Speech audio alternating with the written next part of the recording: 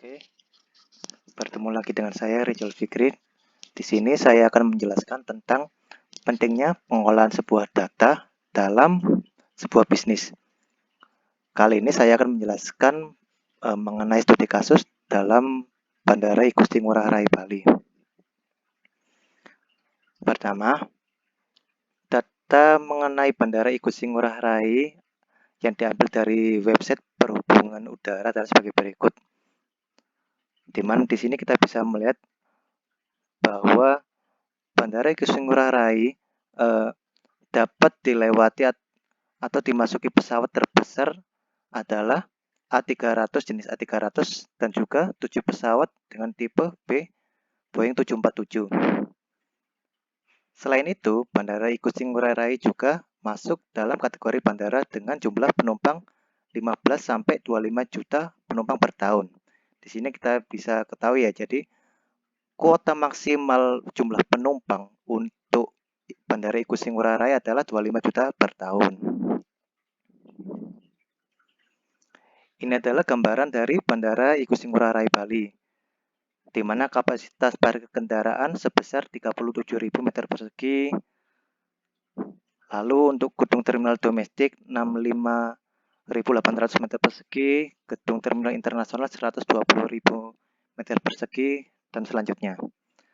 Dari kapasitas tersebut, tentu hubungannya adalah terhadap jumlah kapasitas penumpang yang bisa ditampung oleh total Bandara Igusti Ngurah Rai Bali. Ini adalah salah satu data yang umum di bandara, yaitu total pergerakan pesawat.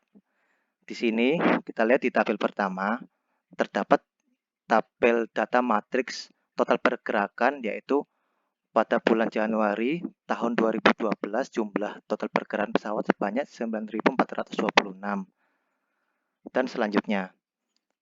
Tapi dalam pengolahan data matriks ini tidak akan bisa diolah karena basic pengolahan data harus berdasarkan kolom dan baris, tidak bisa menggunakan data matriks. Sehingga kita rubah berdasarkan format pada umumnya. Sehingga di sini kita bisa membagi menjadi dua jenis kolom atau dua jenis variabel, yaitu tanggal dan juga pergerakan pesawat. Tanggal sendiri merupakan tipe data kontinu dan juga memiliki karakteristik date. Jadi kalau kita di Excel atau di pengolahan data akan diidentifikasi sebagai date. Kalaupun tidak teridentifikasi sebagai date atau tanggal, maka kita bisa men-set untuk menjadi karakteristik date. Pergerakan pesawat juga memiliki tipe data kontinu dengan memiliki karakteristik yaitu number dianggap sebagai angka karena memang jumlah itu adalah angka, berhubungan dengan angka. Di sini kita bisa melihat bahwa pada tahun 2017 total pergerakan pesawat sebanyak 145.413 pergerakan pesawat. Nah, misal rata-rata jumlah pesawat dalam satu penumpang sebanyak 200 penumpang, maka jumlah penumpang yang telah ditampung pada tahun 2017 adalah sebanyak 143.413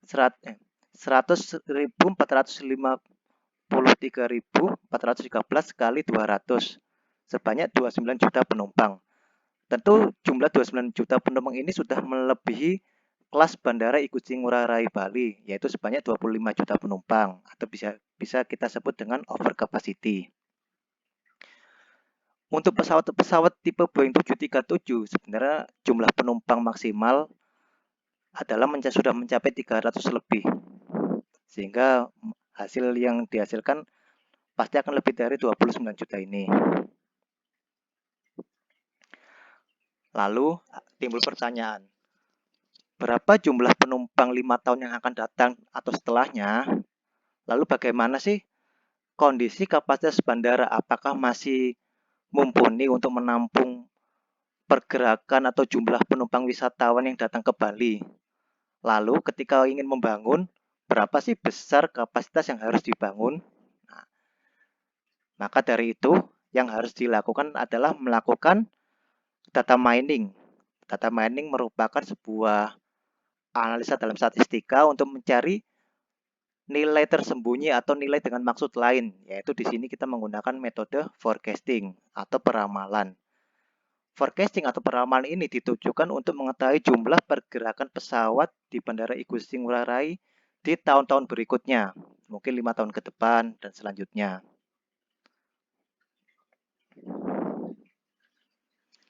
Oke, selanjutnya kita mencoba belajar melakukan visualisasi dan data forecasting. Untuk memvisualisasikan data, ada beberapa tampilan atau grafik yang bisa digunakan. Contohnya untuk melakukan perbandingan, kita bisa menggunakan column chart, juga bisa menggunakan chart yang horizontal, area chart, line chart, dan lainnya. Untuk mengetahui relationship atau dan distribusi, kita bisa menggunakan scatter plot dan juga bisa menggunakan line histogram. Nah, di sini yang saya pilih adalah menggunakan stack area chart atau minimal bar chartnya lah.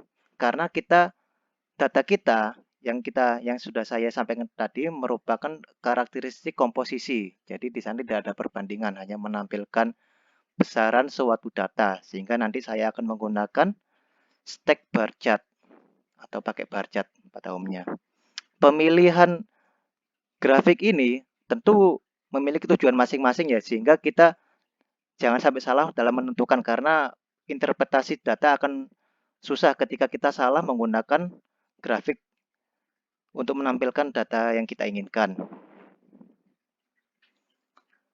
Tool-tool yang biasa digunakan dalam melakukan visualisasi ada banyak sebenarnya. Contohnya yang sudah lama yaitu Excel. Di Excel kita bisa membuat grafik dari data yang sudah ada. Menggunakan Minitab juga bisa dan juga bisa melaksanakan analisa selanjutnya. Bisa juga menggunakan Power BI. Kita juga bisa menghasilkan tampilan grafik yang bagus, data wrapper dan juga Tableau.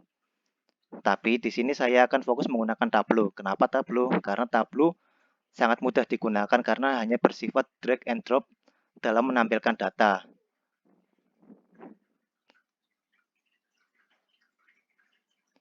Oke.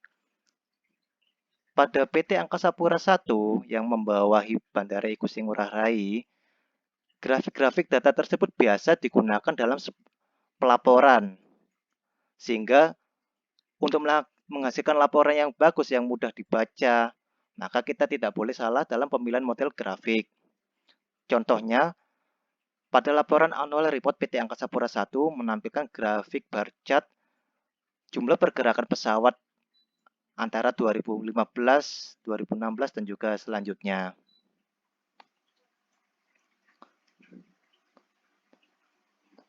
Kita masuk dalam penggunaan Tableau ya, aplikasi Tableau. Bagaimana sih kita menampilkan data pada Tableau? Pada kolom atau variabel year atau tanggal tadi, itu kita masukkan ke bagian kolom yang nanti akan berfungsi sebagai indikator dari semua data.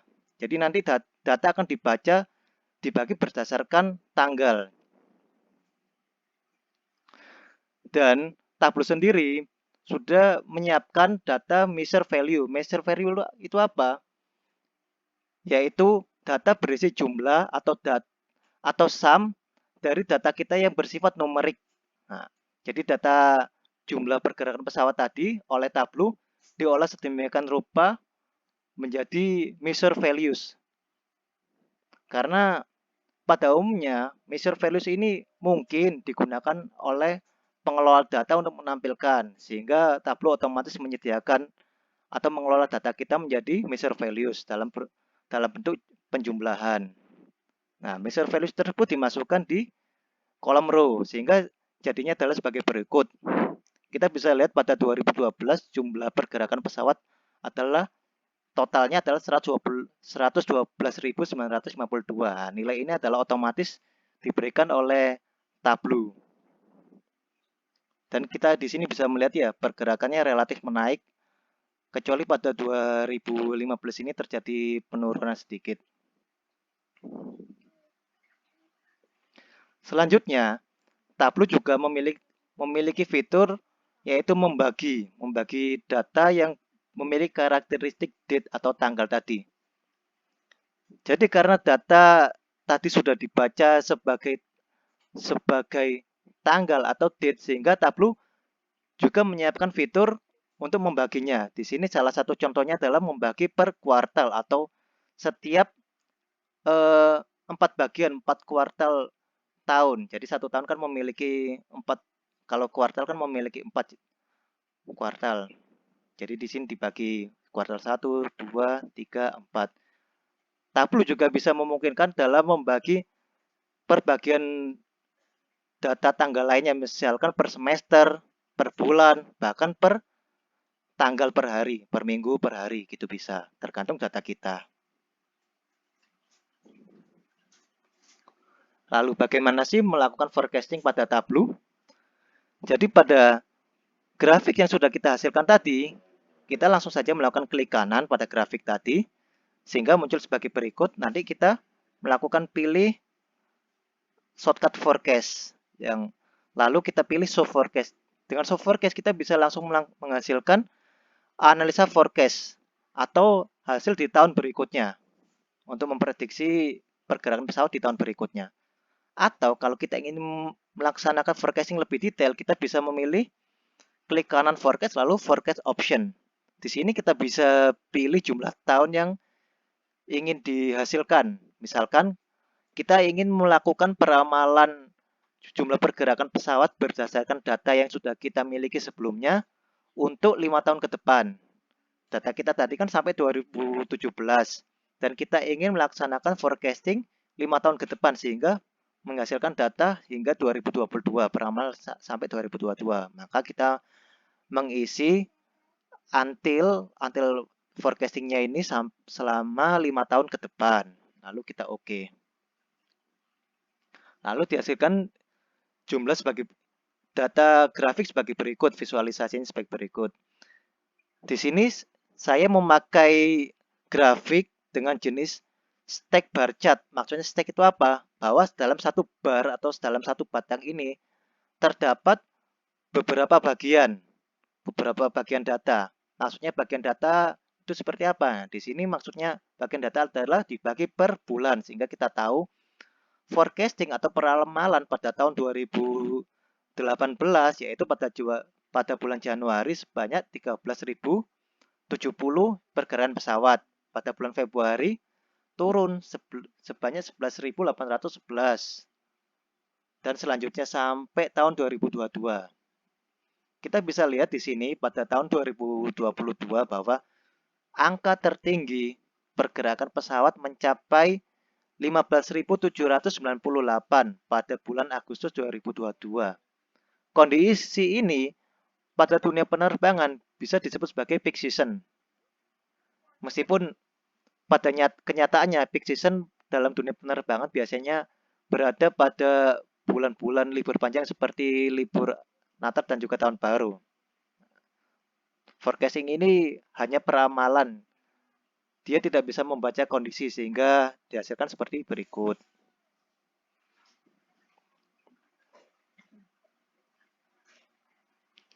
Lalu, apa sih yang harus kita lakukan terhadap data kita tadi yang sudah kita dapatkan forecastingnya?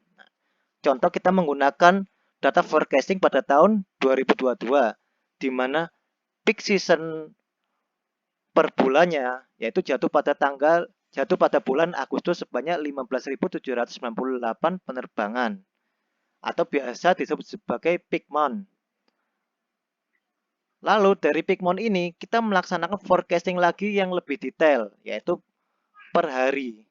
Per harinya berapa, di hari apa peak seasonnya atau peak kondisi puncaknya, lalu kita analisa lagi di jam berapa sih pesawat itu banyak melaksanakan penerbangan. Nah, sehingga ketika kita sudah mengetahui forecasting peak hours-nya, yaitu kepadatan lalu lintas dalam jam berapanya, kita bisa melaksanakan analisa lebih lanjut bahwa apakah Bandara Igusti Ngurah Rai Bali akan menerima peluang kenaikan jumlah penerbangan, apakah menolak peluang. Tentu untuk melaksanakan pilihan ini tidak bisa kita pilih secara sepihak. Karena ketika kita memilih menerima peluang, maka kita harus berkewajiban melaksanakan pengembangan bandara itu sendiri, yaitu seperti menambah kapasitas penumpang, apakah sudah memenuhi sampai forecasting tahun 2002 apa belum. Lalu menganalisa kapasitas parking stand, ini atau tempat parkirnya pesawat. Lalu jumlah runway, apakah runway Bandara Igusti Ngurah Rai saat ini yang berjumlah 1, apakah cukup untuk memenuhi kapasitas penerbangan di hasil forecasting ini. Kapasitas kargo, juga kapasitas parkir kendaraan, karena semakin banyak penerbangan tentu akan semakin banyak penumpang dan juga membutuhkan kapasitas parkir yang lebih banyak.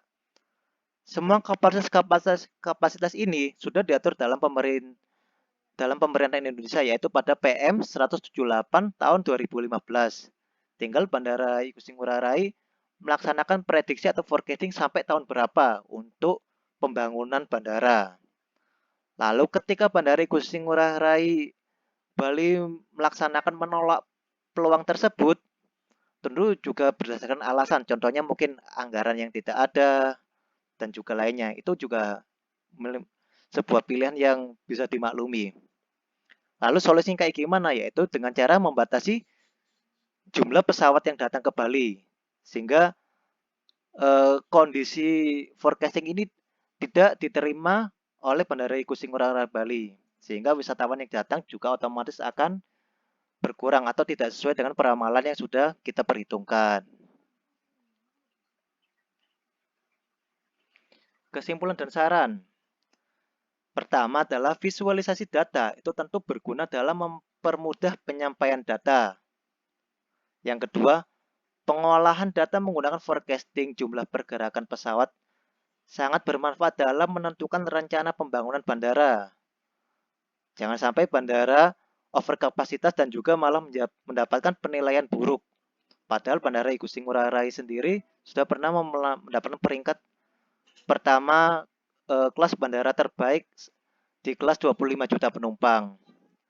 Forecasting itu hanya untuk menyampaikan gambaran awal dengan kondisi linear. Maksudnya kondisi linear adalah kita menganggap kondisi pada data-data sebelumnya itu tidak berubah di tahun-tahun berikutnya. Sehingga itu kondisi linear atau ideal tersebut yang menjadi dasar melakukan forecasting. Sehingga terserah kita apakah kita akan menerima secara penuh atau kita harus menganalisa lingkungan lebih lanjut. Sehingga untuk bisnis bandara yang sifatnya dinamis dan juga mudah terpengaruh oleh berbagai isu, perlu menambahkan variabel lain seperti GDP tiap negara. Nah, untuk yang tahun-tahun ini adalah rate kasus COVID tiap negara dan daerah. Karena ketika COVID itu naik di daerah misalkan di India, maka akan muncul peraturan yang dikeluarkan oleh pemerintah Indonesia dalam pembatasan wisatawan yang masuk ke Indonesia. Ataupun sebaliknya, ketika tingkat kasus COVID di Indonesia tinggi, maka akan ada travel warning dari berbagai negara agar warga negaranya tidak berkunjung ke Indonesia. Lalu ada kasus lain yang mempengaruhi penerbangan seperti kasus terorisme dan variabel lainnya. Kasus terorisme ini juga merupakan hal yang fatal dalam dunia penerbangan. Misalkan ketika terdapat satu kasus penangkapan terduga terorisme, jadi hanya masih terduga, tapi ketika di blow up media secara berlebihan, maka akan menghasilkan trust issue terhadap negara Indonesia, sehingga akan mengurangi potensi wisatawan asing datang ke Indonesia dan juga variabel lainnya. Misalkan medsos yang itu malah susah untuk dikontrol oleh pemerintah sendiri. Variabel lainnya yang dianggap berpengaruh terhadap peningkatan jumlah pariwisata. Sehingga variabel-variabel yang yang dianggap berpengaruh terhadap jumlah pariwisata yang masuk ke Indonesia bisa dimasukkan dalam analisa forecasting lebih lanjut sehingga bisa menghasilkan hasil forecasting yang lebih teliti. Demikian yang bisa sampaikan. Salam dari Bandara Igusti Ngurah Rai. Security is our priority in new normal. Terima kasih.